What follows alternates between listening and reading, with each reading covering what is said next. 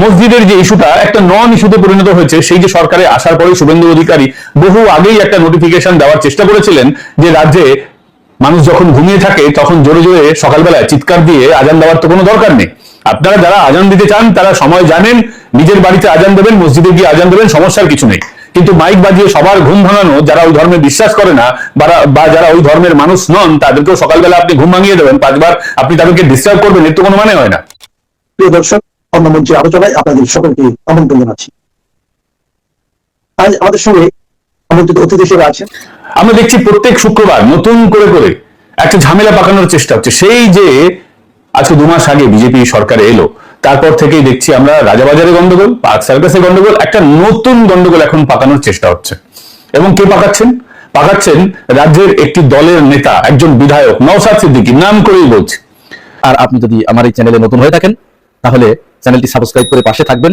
মসজিদের যে ইস্যুটা একটা নন ইস্যুতে পরিণত হয়েছে, সেই যে সরকারে আসার পরে শুভেন্দু অধিকারী বহু আগেই একটা নোটিফিকেশন দেওয়ার চেষ্টা করেছিলেন যে রাজ্যে মানুষ যখন ঘুমিয়ে থাকে তখন জোরে জোরে সকালবেলায় চিৎকার দিয়ে আজান দেওয়ার তো কোনো দরকার নেই। আপনারা যারা আজান দিতে চান তারা সময় জানেন, নিজের বাড়িতে আজান দেবেন, মসজিদে গিয়ে আজান দেবেন, সমস্যার কিছু নেই। কিন্তু মাইক বাজিয়ে সবার ঘুম ভাঙানো, যারা ওই ধর্মে বিশ্বাস করে না বা যারা ওই ধর্মের মানুষ নন, তাদেরকেও সকালবেলা আপনি ঘুম ভাঙিয়ে দেবেন, 5 বার আপনি তাদেরকে ডিস্টার্ব করবেন, এর তো কোনো মানে হয় না। মমতা বন্দ্যোপাধ্যায়ের আমল থেকে দীর্ঘদিন ধরে এই ম্যাল প্র্যাকটিসটা চলছিল। দিনে 5 বার চিৎকার করে মসজিদ থেকে সবাইকে তিতিবিরক্ত করা। শুভেন্দুবাবু ক্ষমতায় আসার পরে বিজেপি যেখানে যেখানে আছে সেখানে প্রত্যেক ধর্মের মানুষের কথা ভাবে, এখানেও ভেবেছে। হিন্দুদের কথা ভাবা কি অন্যায়? খ্রিস্টানদের কথা ভাবা কি অন্যায়? স্পষ্টভাবে যে নির্দেশিকা আছে সেটা দেওয়া হয়েছে, দূষণ নিয়ন্ত্রণ সংক্রান্ত নির্দেশিকা আছে, মাইক কত ডেসিবেলে বাজানো যাবে কি যাবে না, সারা ভারতবর্ষের এরকম নিয়ম কানুন আছে। তারপর নতুন করে এই অশান্তি পাকাবার উদ্দেশ্যটা কি আমরা জানতে চাই। নওশাদ সিদ্দিকী এই নন ইস্যুটাকে একটা ইস্যু করে রাজ্যে কি ঝামেলা পাকাতে চাইছেন, আবার মনে করিয়ে দিতে চাইছেন। দেখুন, ধর্মীয় কোনো বিষয় বা ধর্মীয় কোনো কিছু দীর্ঘদিন ধরে চলে আসছে, সেটা আইনি হতে পারে, বেআইনি হতে পারে, সেটা প্রথাগত হতে পারে বা প্রথাগত নাও হতে পারে। দীর্ঘদিন ধরে যদি চলে আসে কোনো একটা জিনিস, সেটা যখন শুরু বা বন্ধ হয় তখন কিন্তু সেই নির্দিষ্ট ধর্ম সম্প্রদায়ের মানুষের উপরে তার এফেক্ট পড়ে। আজান দেওয়া ইসলামের অঙ্গ, কিন্তু মাইকে আজান দিতে হবে এটা কিন্তু কোথাও লেখা নেই, কোরআন হাদিস কোথাও লেখা নেই। বা যেই সময় ইসলাম ধর্ম এসেছিল সেই সময় এইসব মাইক টাইক ছিল না। বা আজকে আমরা যবে থেকে মাইক দেখতে পাচ্ছি তবে থেকেই এই জিনিসটা নতুন করে অ্যাড হয়েছে, এর সঙ্গে ধর্মীয় কোনো রীতিনীতি নেই, কিন্তু প্রথাগতভাবে দীর্ঘদিন ধরে চলে আসছিল। স্বাভাবিকভাবে এটা যখন এখন বন্ধ হয়েছে, মুসলমানদের মনে হবে তাদের ধর্মের উপরে আঘাত টাঘাত অনেক কিছু মনে হবে, কিন্তু তাদের এটাও মনে রাখতে হবে যে এই ভারতবর্ষের ভূমিতে শুধু মুসলমানরা বাস করে না, এখানে তারা কিন্তু মাইনরিটি, সংখ্যালঘু, তারা সংখ্যায় কম মানুষ, সংখ্যায় বেশি মানুষদের কি এইভাবে প্রত্যেক দিন বিরক্ত করতে পারেন? এই প্রশ্নটাও তো উঠবে। আজকে দীর্ঘদিন ধরে এই প্রথাটা চলে আসছিল। কেন চলে আসছিল? কারণ এই দেশে কংগ্রেসের শাসন ছিল, এই দেশে তৃণমূলের শাসন ছিল, এই দেশে সিপিএম এর শাসন ছিল, যারা তাদেরকে ভোট ব্যাংক হিসেবে মনে করতো এবং জামাই আদর করে রাখতো। তাদের দীর্ঘদিন থেকে চলে আসা ন্যায় অন্যায় সবটাকে তারা ধৃতরাষ্ট্রের মতন চোখ বন্ধ করে সহ্য করত। আমরা সহ্য করেছি। কিন্তু এখন কি দীর্ঘদিন ধরে যদি খারাপ কোনো কিছু চলে আসে, আমি একটাই প্রশ্ন করতে চাই, এখন হিন্দু ধর্মেও তো অনেক খারাপ জিনিস চলে আসছিল। হিন্দু ধর্মের সমাজ যারা সংস্কার করেছেন তারা সেই সমস্ত জিনিসগুলোকে বাতিল করেছেন, নিজেরাই সংস্কার করেছেন, তার জন্য আইন তৈরি করতে হয়নি। ছোটবেলায় বিয়ে দেওয়াটাও এই মুহূর্তে দাঁড়িয়ে মানুষের মনে হতে পারে এটা একটা সামাজিক কুরীতি, সেটাকে বন্ধ করা হয়েছে। সতী প্রথা ছিল হিন্দু ধর্মে, সেটা অবশ্য ধর্মীয় অঙ্গ নয়, প্রথাগতভাবে চলে আসছিল, সেটাকে বন্ধ করা হয়েছে।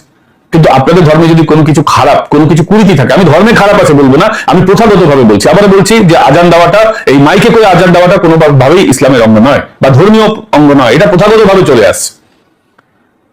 ইসলামে আজান কোথা থেকে শুরু হলো? আবু বকর প্রথম যে আজানটা দিয়েছিলেন ওটা কি মাইকে করে দিয়েছিলেন? যারা আমার থেকে ভালো ইসলাম ধর্ম সম্পর্কে জানেন তারা তো এটা ভালোভাবে বলতে পারবেন।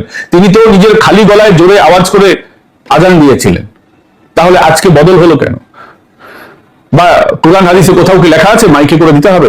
আপনারা তো এই মাইকেই নাচ গান এইসব হয় তার বিরোধিতা করেন, তাহলে আজানের ক্ষেত্রে মাইকের ব্যবহারের কারণটা কি? দুরকম নিয়ম তো হতে পারে না। আজকে সেই কারণেই যেহেতু মানুষের অসুবিধা হয়, আপনারা জানেন যে বহু বছর আগে মুম্বাইয়ে একজন শিল্পী আছেন, তিনি এর প্রতিবাদ করেছিলেন।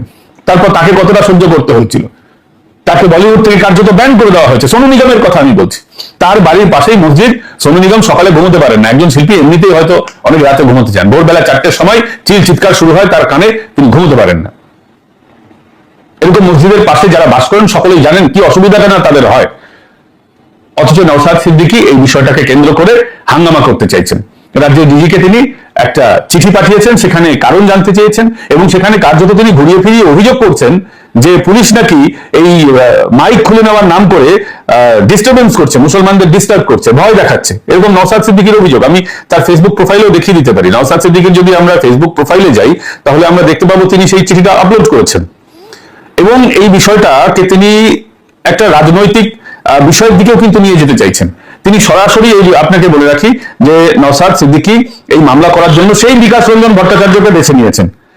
বিকাশ রঞ্জন ভট্টাচার্যকে তিনি কেন বেছে নিয়েছেন আপনারা জানেন। বিকাশ রঞ্জন ভট্টাচার্য এমনিতেই হিন্দু ধর্মের লোকেদের পছন্দ করেন না, হিন্দু ধর্মকে পছন্দ করেন না, হিন্দু ধর্মের বিরুদ্ধে বিষাদগার করেন। শুধুমাত্র তাই নয়, তিনি সোহরাওয়ার্দীর সমর্থক, তিনি দেশ বিরোধী প্রত্যেকটা এলিমেন্টের সমর্থক। বিভিন্ন সময় আপনারা দেখেছেন বিকাশ রঞ্জন ভট্টাচার্যকে বিতর্কিত মন্তব্য করতে, তাকেই বেছে নিয়েছেন নওশাদ সিদ্দিকী। হ্যাঁ, বিকাশ রঞ্জন বাবু আবার তৃণমূলের ব্যাপারে খুব তিনি সহমর্মী। আপনারা জানেন যে দেবরাজের মামলাটা তিনি লড়ছেন। বিকাশ রঞ্জন ভট্টাচার্য নিজেকে স্বচ্ছ ভাবমূর্তির ব্যক্তি বলেন। তিনি বলেন তিনি স্বচ্ছ ভাবমূর্তির মানুষের পাশে আছেন, তিনি মেহনতি মানুষের পাশে আছেন। আমাকে বলবেন দেবরাজ চক্রবর্তী কোন গোছের মেহনতি মানুষ? হ্যাঁ, এটা ঠিক। আমিও মনে করি যে ভারতবর্ষে প্রত্যেকটা অভিযুক্তের আইনি সহায়তা পাওয়ার অধিকার রয়েছে, কিন্তু এই প্রশ্নটা কি উঠবে না যারা রাজনীতি করেন, রাজনীতি করার সঙ্গে সঙ্গে যারা আইনের পেশাতেও আছেন, তারা ওই রাজনৈতিক যে তাদের রংটা রয়েছে আইনের পেশায় যখন থাকবেন তখন সেটাকে তারা কি কনসিডার করবেন কি করবেন না, এই প্রশ্নটা আমার রয়েছে। কপিল সিব্বলরা যখন তৃণমূলের দুর্নীতির মামলাগুলো লড়েন, দুর্নীতির পক্ষে সওয়াল করেন, তখন রাজনীতিবিদ কপিল সিব্বল ধরবো নাকি আইনজীবী ধরবো? আমি ধরে নিতে পারি তিনি আইনজীবী হিসেবে লড়ছেন, কিন্তু তার রাজনৈতিক সত্তাকে তিনি কি একেবারে বিকিয়ে দিতে পারেন? আজকে বিজেপির মামলাগুলো কেন লড়েন না কপিল সিব্বলরা, বিকাশ রঞ্জন ভট্টাচার্যরা? বিজেপির মামলাগুলো তারা লড়বেন না, তারা তাদের মামলা লড়বেন যারা ইন্ডি জোটের সদস্য। তার মানে তারা তাদের পুরোপুরি রাজনৈতিক সত্তাকে বাদ দিয়ে দিতে পারেন না, রাজনৈতিক সত্তাকে তারা সঙ্গী করেই মামলাটা লড়েন। ফলে এই নাকামিগুলো তো কোনো মানে হয় না। আমি আপনাকে সরাসরি নওশাদ সিদ্দিকীর অডিওটা শোনাই। নওশাদ সিদ্দিকী এদিন কি বলেছেন।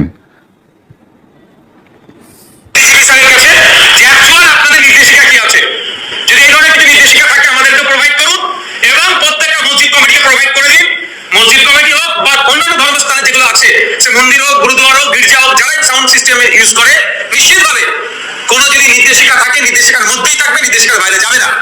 তা না করে যেভাবে থানা বা প্রশাসনের মাধ্যমে থ্রেট করা হচ্ছে, ডেকে এক প্রকার থ্রেট করছে, এটা কোনোভাবে মেনে নেওয়া যায় না।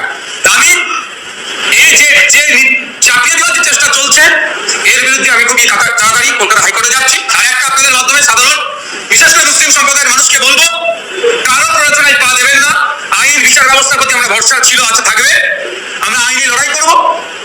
আইন যেটা ঘোষণা করেছে, সাইলেন্স জোনের জন্য যেটা আছে, রেসিডেন্সিয়াল জোনের জন্য যেটা আছে, কমার্শিয়াল জোনের জন্য যেটা আছে, ইন্ডাস্ট্রিয়াল জোনের জন্য যেটা আছে, সে তার মোতাবেক আমরা চলবো, তার বাইরে আমরা যাব না। যখন শুভেন্দু আপনার অভিষেক ব্যানার্জি মহাশয় আমেরিকাতে গিয়ে চোখের টিপ্পনি দিতে গিয়েছিল, অনেকের টিপ্পনি কেটেছিল।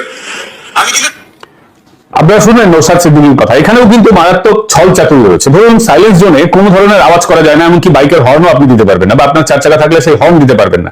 সাইলেন্স জোন কোন জায়গাগুলোকে বলা হয়? মূলত আপনারা জানেন যে হাসপাতাল সাইলেন্স জোনের মধ্যে পড়ে, কিছু কিছু মন্দির টন্দিরও সাইলেন্স জোনের মধ্যে পড়ে। তো গুরুত্বপূর্ণ এই সাইলেন্স জোন, বিশেষ করে হাসপাতাল যেখানে থাকে সেই ধরনের বিষয়গুলো তো রয়েছে, সেখানে আপনি বাজাতে পারবেন না। কলকাতায় বহু সুপার স্পেশালিটি হাসপাতালের পাশে, সরকারি হাসপাতালের পাশে মসজিদ রয়েছে এবং দায়িত্ব নিয়ে বলছি সেখানে কিন্তু আজান হয়, মাইক বাজে। সেই দায়টা কি নওশাদ সিদ্দিকীরা নিজের ঘাড়ে নেবেন কি নেবেন না? কলকাতায় আরজিকর হাসপাতালের আশেপাশে কি কোথাও কোনো মসজিদ নেই? তার সেখানে কি বাজে কি বাজে না? দক্ষিণ দমদম হাসপাতাল যেখানে রয়েছে, পৌরসভার হাসপাতাল, তার ঠিক পাশেই নাগের বাজারে কিন্তু মসজিদ রয়েছে। আমি দায়িত্ব নিয়ে বলছি, মসজিদ থেকে এতদিন সেখানে কিন্তু মাইকে করেই আজান দেওয়া হতো। সেখানে কি সাইলেন্স জোনের নিয়ম কানুন মানা হচ্ছে? তিনি যে এত মসজিদগুলোর হয়ে দরদি হয়ে সহমর্মী হয়ে সওয়াল করছেন, তিনি কি মসজিদগুলোর এই দায়গুলো কি নেবেন কি নেবেন না? সরাসরি প্রশ্ন। আমরা জানি এটা একটা রাজনৈতিক ইস্যু বানানোর চেষ্টা হচ্ছে। এটা কোনোভাবেই তিনি মুসলমানের দরদি, মুসলমানের মসিহা কতটা আছেন আমরা জানি না, হতেও পারে, কিন্তু এই মসিহা হওয়ার চেষ্টা কেন, কোন সময়? আসলে নওশাদ সিদ্দিকী স্পষ্টভাবে বুঝতে পেরেছেন যে এই সময়টাতে দাঁড়িয়ে তৃণমূল যখন ভেঙে যাচ্ছে, পশ্চিমবঙ্গে মুসলিমরা এতদিন কাকে সব থেকে বেশি ভোট দিয়েছে? ছোট বাচ্চারাও জানে, 8 থেকে 80 সকলেই জানে যে তৃণমূল কংগ্রেসকে সব থেকে ভোট দিত মুসলমানরা। তৃণমূল কংগ্রেস যে 41 থেকে 45% মাঝামাঝি ভোট পেয়েছে অতীতের সময়গুলিতে, এবার 5% কমে 41-এর কাছাকাছি গিয়ে দাঁড়িয়েছে। 41-এর মধ্যে তো প্রায় 27 থেকে 28% ভোট তো মুসলমানের রয়েছে, তার মানে হিন্দু ভোট 10, 11, 12, 13%-এর বেশি নয়। তাহলে মূল লড়াইটা হচ্ছে এই 27% ভোটের, আপনারা কিন্তু বুঝবেন। এবং পশ্চিমবঙ্গে মুসলমানদের নির্দিষ্ট কোনো রাজনৈতিক দল এতদিন ছিল না। মমতা বন্দ্যোপাধ্যায়ের দল তৃণমূল কংগ্রেসকে তারা ভোট দিতেন, কিন্তু মিমের মতন সরাসরি মুসলিম নামধারী পার্টিকে তারা ভোট এখনো মুসলমানরা ওইভাবে দেননি। কিছু কিছু বিধানসভা কেন্দ্র অবশ্যই দিয়েছেন, যেমন ডোমকলে সিপিএম কে তারা জিতিয়েছেন, আইএসএফ কে জিতিয়েছেন, কিন্তু আইএসএফ সরাসরি মুসলমান নামধারী দল না হলেও আইএসএফ এর যদি আপনি বেশিরভাগ লোকজনকে দেখেন, তারা মুসলিম ব্যক্তি আছেন বা ওই এজেন্ডাই তারা চালান। পীরজাদা নওশাদ সিদ্দিকী, আব্বাস সিদ্দিকীর ছোট ভাই সাহেব, তারা তো ওইভাবেই দলটাকে চালাচ্ছেন, ওইভাবেই দলটাকে প্রমোট করছেন। তারা মুসলমান এরিয়াগুলোতেই নিজের দলটাকে গিয়ে প্রমোট করছেন বেশি বেশি করে। নামে সেকুলার ফ্রন্ট হলেও এটা পুরোপুরি একটা মুসলিম ফ্রন্ট। আইএমএফ নাম হওয়া উচিত ছিল ইন্ডিয়ান মুসলিম ফ্রন্ট, বা সরাসরি কোনো কি বলবো রাজনৈতিক আছিলা না করে যেভাবে মিম নিজেদেরকে মুসলিমদের দলদি দল বলে করে। ভারতবর্ষে রাজনৈতিক দল পেতে গেলে কোনো নির্দিষ্ট ধর্মের দল হলে চলে না, তাকে হলফনামায় দিতে হয়। তারা সেকুলার ভাবে সমাজের প্রত্যেকটা শ্রেণীর জন্য কাজ করবে, কিন্তু করার পরেও এই মুসলিম লীগ বা মিম বা আইএসএফ তারা মুসলমানদের জন্যই হয়ে কাজ করে, এটা একেবারে আমরা সকলেই জানি। ফলে এই ভেগ নামধারী আইএসএফ কেন এই ভেগ নামটা ধরলো? তারা সরাসরি চেয়েছিল বামফ্রন্টের মধ্যে শরিক হবে, তারা হয়ে উঠছে। তারা বামফ্রন্টের একটা দীর্ঘমেয়াদী শরিক, অনেকদিন ধরে বামফ্রন্টের সঙ্গে তাদের সখ্যতা রয়েছে, স্বাভাবিকভাবেই তারা এই ধরনের নাম দিয়েছে। কিন্তু তারা মুসলমানদের জন্য কাজ করছে এবং ইস্যুগুলোই সেরকম তুলছে। আজকে নওশাদ সিদ্দিকী বলছেন চার্চের সঙ্গে তুলনা করছেন, গির্জার সঙ্গে তুলনা করছেন, মন্দিরের সাথে তুলনা করছেন। বহু মন্দিরে মাইক বাজে, এটাও সত্যি কথা, জোরেই বাজে হয়তো, কোনো মিথ্যে কথা নয়। বা হিন্দুদের অনেক ধর্মীয় অনুষ্ঠানে যেভাবে জোরালো ভাবে মাইক বাজানো হয় সেটাও আমরা প্রতিবাদ করছি। বহু মানুষের কষ্ট হয়, এটা সঠিক,